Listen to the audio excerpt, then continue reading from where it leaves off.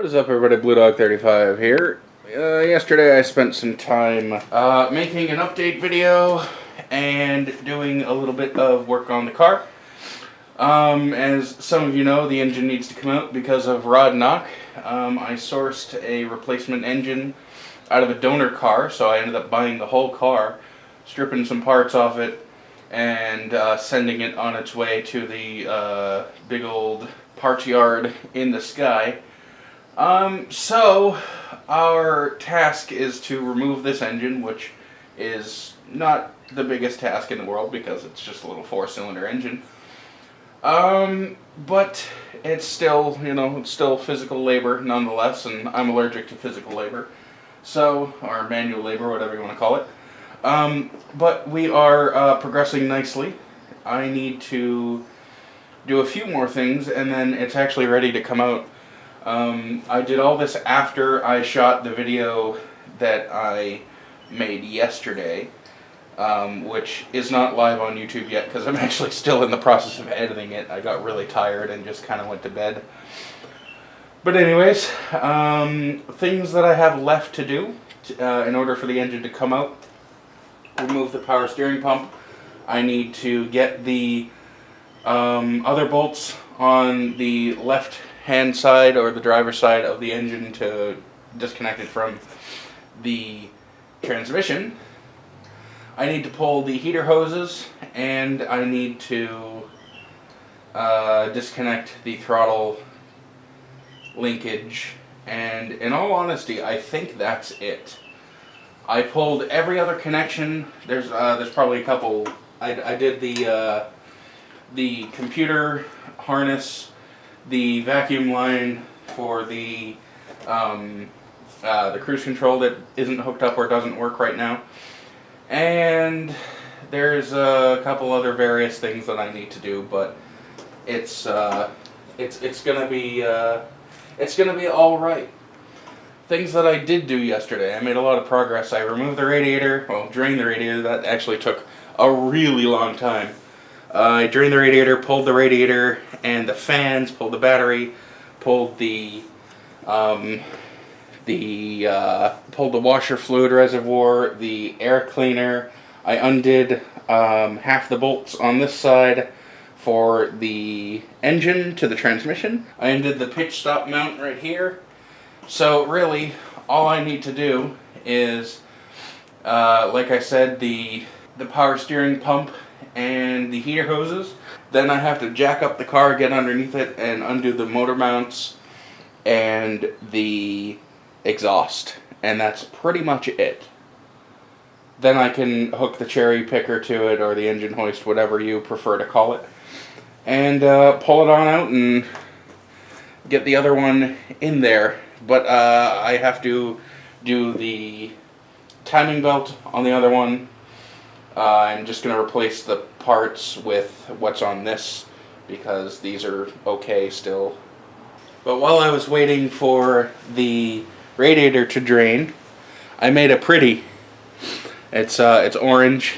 If you couldn't tell, it kind of looks red on the camera, but it's like a neon, I guess, orange.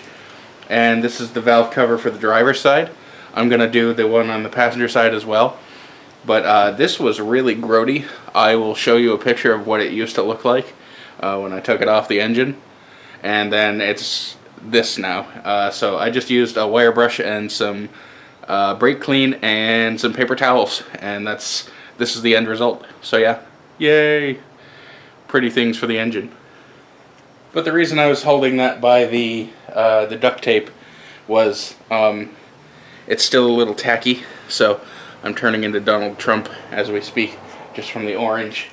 But yeah, so we're gonna do the rest of the work on this today, and hopefully have the engine out, and have the two engines side by side. Have the two engines side by side, so I can hopefully have the timing, or mount the timing stuff on the engine that's going in. And then I also need to take the oil pan off of this and put it on the engine that's going in, because the oil pan on this one, as I stated in a different video, is kind of ooky, I guess. I'll show it in a different video, and it's just not ideal. So it's the end of day 2 of actually working on the car and pulling the engine. And I don't know if you can see, but the red, no, well, not that, because that's a chair. And of course you can't, but the engine is out. This right here is the engine that's going in. But the engine is out. It took me, if I just kept working on it and, you know, didn't decide to take a nap or whatever, then I could have got the whole thing done in about 4 to 6 hours, I'd say. Just working solo and, you know, with my fat ass moving around. But I definitely made progress. The engine is out. I have to get a rear main seal. I have to get intake gaskets, and I need oil, coolant, spark plugs, a battery, and possibly valve cover seals. The valve covers on the engine that came out are, the seals on them are brand new, so I might just reuse those, and same with the spark plug tubes. I might just reuse those because they're 7,000 miles old, not even. So I'll probably end up using those. It is 5:30, I want to say. Yeah, it's 5:36. So I came out here around 2. So I've been out here like 3 hours, 3.5 hours. And of that 3.5 hours, I spent about a half hour on the phone with AutoZone. So I was trying to open a commercial account, but I don't have an EIN number for my my business yet, so I'm still working on that crap. But once I get all that stuff sorted and, you know, whatever, I'll be able to kind of just say, ring-a-dingy, hey, you know, I need a blah, blah, blah, blah, blah, and they'll bring it to me and I pay cash on delivery, and, you know, the world is a smiling, happy, sunshine place. But anyways, yeah, this is the end of day 2. I ended up not pulling the exhaust header. I just disconnected the bolts that hold the header to the cylinder heads, and I pulled it that way. That's how I pulled the engine the first time when it blew up the first time. So, yeah, and it'll also be interesting to do an autopsy on that engine and figure out exactly what's happening. I'm hoping that the crank isn't scored so that I can actually reuse the crank and rebuild it with, you know, new connecting rods, and potentially, I'm not going to bore it out because the walls, the cylinder walls, are already, you know, paper thin, but hopefully, you know, get it honed enough that I don't need to, you know, redo everything, like new pistons, yeah, you know, I have a set of piston rings for factory pistons, or factory size pistons, and I also have a set of main and rod bearings for factory spec cranks. So hopefully the crank is within spec, hopefully.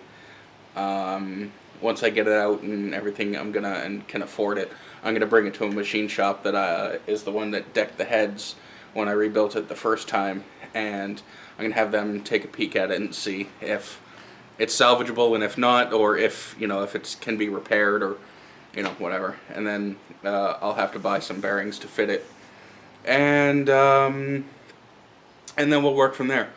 If not, maybe the main bearings will be okay, but the rod bearings will be funky. I just hope it hasn't chewed up enough to actually score it and, you know, put glitter in the oil. But we'll figure it out soon enough, because I haven't drained the oil yet. I pulled it out with the oil in it, so I'm gonna do that because I need to use the oil pan anyway. I know I've said that before, but I need to use the oil pan on that engine because this one's crusty, and, you know, yeah, like I've said before, probably like the 3rd time now. Yeah, today was decent progress, at least for me, and pulling an engine, I know some people, or a lot of people out there, can, you know, pull an engine in an afternoon or a couple hours, especially a Subaru engine, because they're really easy to pull. Once you get over the fact that they're the horizontally opposed engines, they're very, very simple to work on and very simple to fix. Next step is to take the flywheel and clutch assembly off, and then get a rear main seal, plop that into this one, put the flywheel on, clutch, and then the short block can go in, and timing, and yeah, I have to check the throw-up bearing for the clutch. I'm pretty sure it's fine. I'm gonna check the clutch fork to see if it's still, or if it's squeaky or needs to be lubricated again, because I actually had to pull the engine. I had to pull the engine about 500 miles after putting it in, because every time I stepped on the clutch pedal, the clutch fork would squeak, and it was squeaking on the pivot, the ball. So I thought I lubricated it because I just replaced the transmission, like, you know, less than 10,000 miles ago. I put a refurbished transmission in this, and it was squeaking, and I lubricated it, and I guess the lubrication went away. But I got the rubber grommet that goes over the clutch fork, so it moves with it and keeps the moisture out.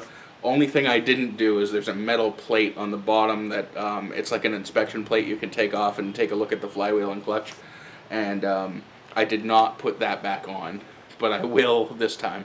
It's just a pain in the ass, and it's one of those things that's like probably the last thing you want to put on, just because there's parts that get in the way, and it's kind of difficult to line the transmission up with everything in it, even with the dowel pins and the pins that come out on the bottom of the engine. But once we get past all that stuff, and once we figure all that out, it's not that difficult to figure out. So it's an afternoon's worth of fretting or worrying or problem solving, and then it'll be all done, and I'll have the engine back in. I won't be able to fire it because I won't have oil or coolant, but I'll have the engine back in. I'll do the timing. I'm hoping to do the timing when the engine is out, so shouldn't be an issue. There is a bracket on this. It's actually the tensioner bracket on the engine that is going into the car that needs to come off and be replaced with the one that came out of the car, because I had to actually cut a bolt off because I stripped it, and then I tried drilling it and it wouldn't work, so I just cut it with a Dremel. And it's for the timing cover, so it's not the biggest deal in the world, but it is something that I want to replace, because I was running the timing cover with no rubber, none of the grommets that go around it, because it was too expensive and I wanted the car on the road. But yeah, that seems to be my issue. Now I'm going to take my time. I am not going to rush the car. Hopefully I'm going to do some time-lapse or video, just straight-up video of me doing the timing belt and swapping parts over from one engine to the other, because I do have to do that. I'm considering swapping the cylinder heads from my engine over to this one. I'm not 100% certain, because I'm not sure when the head gaskets were done last on this car. This engine has 200 and something thousand miles on it, so I'm not really sure when the head gaskets were done. They look like they're MLS gaskets, but I can't tell. And yeah, there's a couple, there's a coolant tube that I want to switch over, and just a couple random things. But anyways, I'm going to end this rambling video because it's gone on for way too long. I apologize. But if you like this video, rate, subscribe, like, comment, send me death threats, check out the links in the description. And yeah, I'll catch you in the next video. Thanks for watching.